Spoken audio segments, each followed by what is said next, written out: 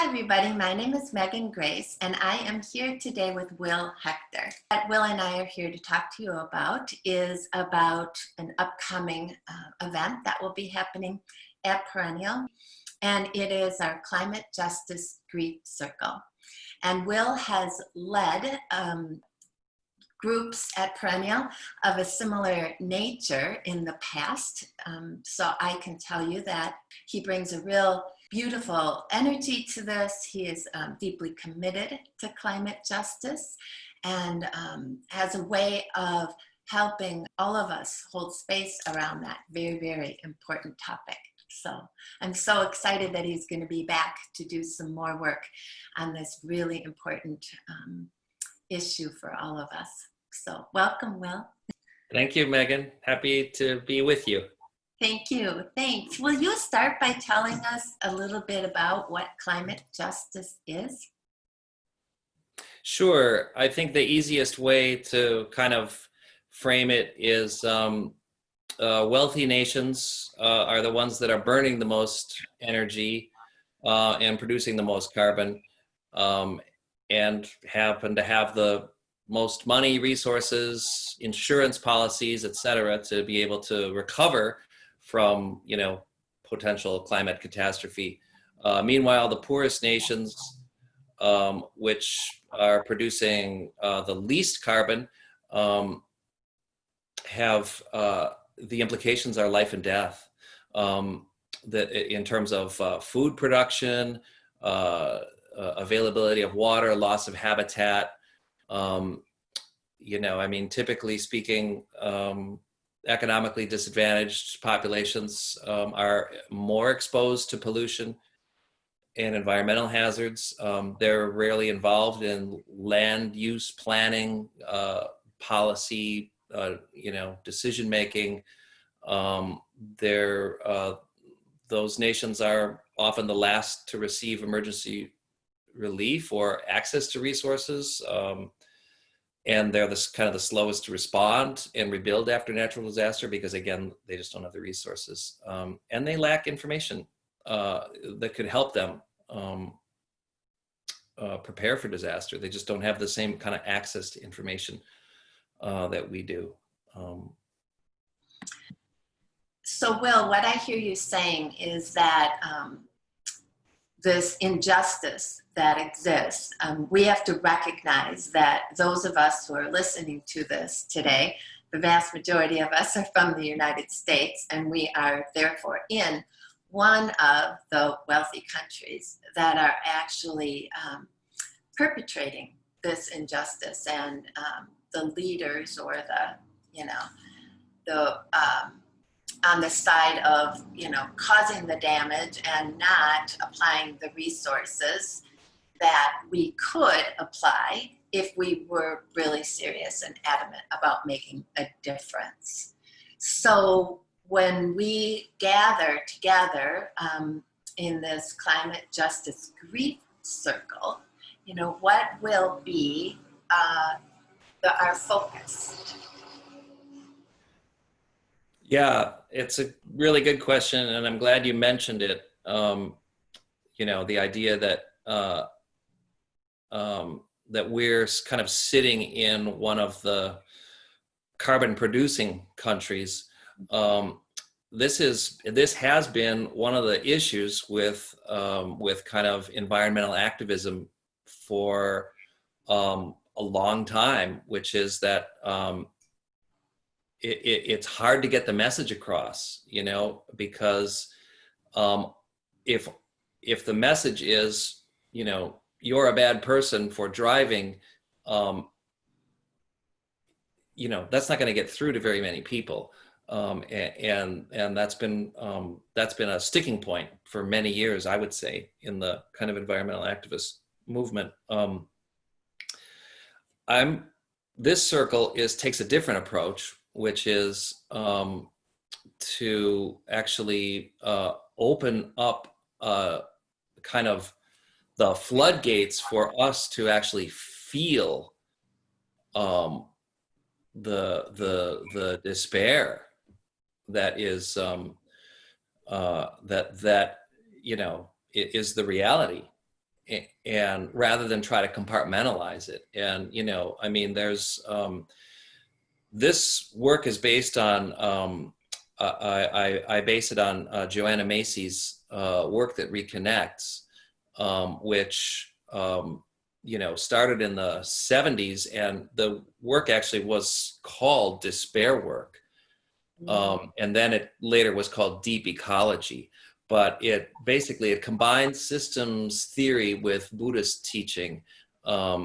It's just a series of kind of experiential exercises that help us understand our kind of interconnectivity, or our interdependence arising, or interdependence co-arising, as Joanna Macy says, drawing from Buddhism. Is that the work that reconnects that you've mentioned to me before? Is that the umbrella kind of format of what we'll be doing or exploring when we get together in our circle?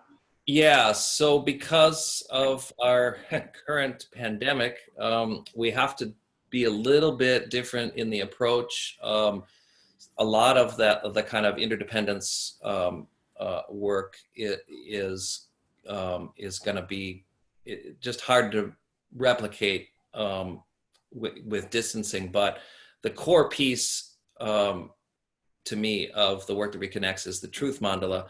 And that's what I've organized the grief circle around. And basically, to kind of simplify the answer, Thich Nhat Hanh was asked what we can do to save the world. And his quote basically was, what we need to do most is hear within us the sounds of the earth crying.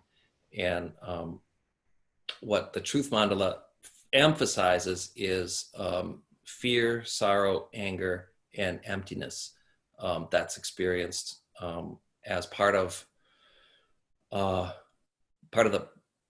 process of being human in a biosphere that is under, you know, rapid change due to carbon consumption. Wow, that goes right in.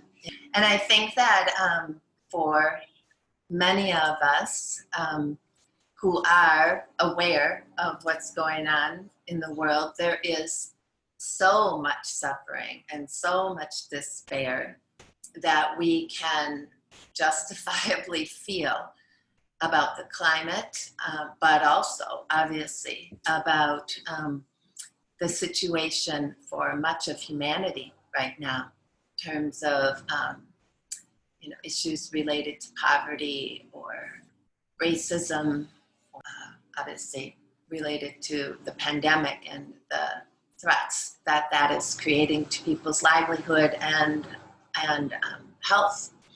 So what would you say to those of us who are feeling a degree of empathy overload, or just fatigue from all the social and climate ills that seem to be bombarding us right now?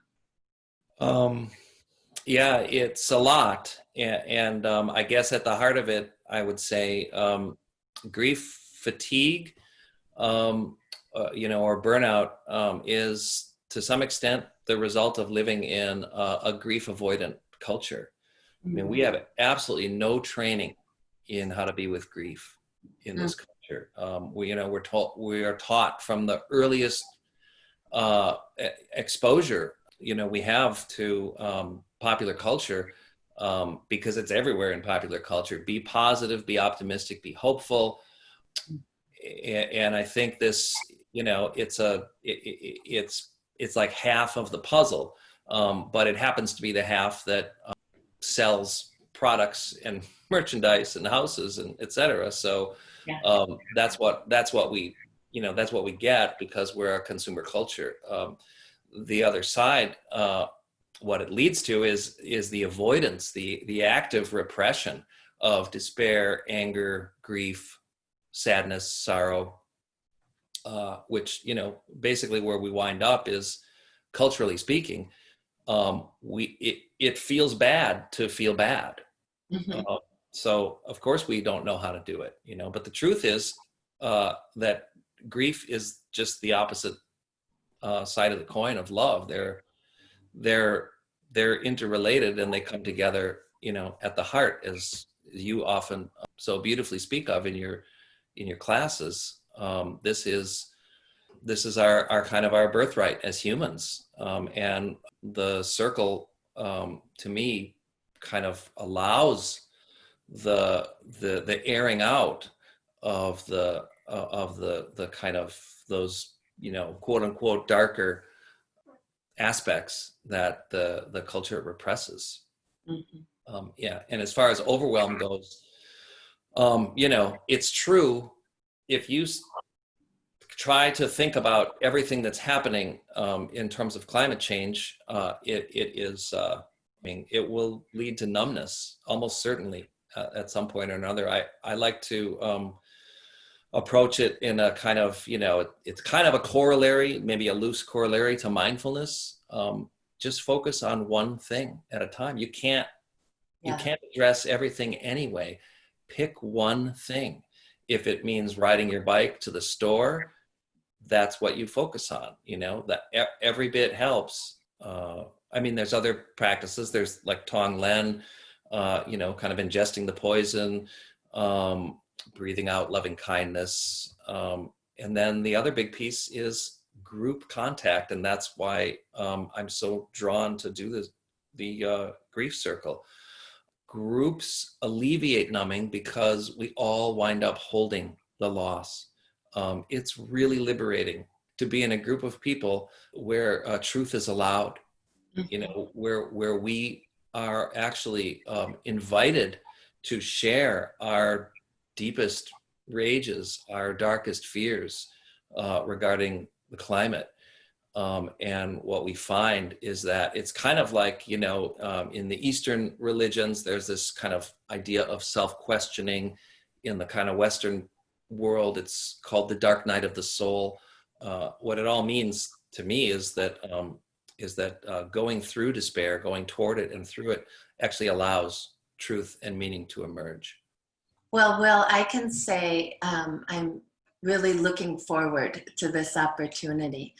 From past circles that I've been involved in, that you've led, and also from the conversations that we've had at other times. I so appreciate the melding, the psycho-spiritual approach that you bring.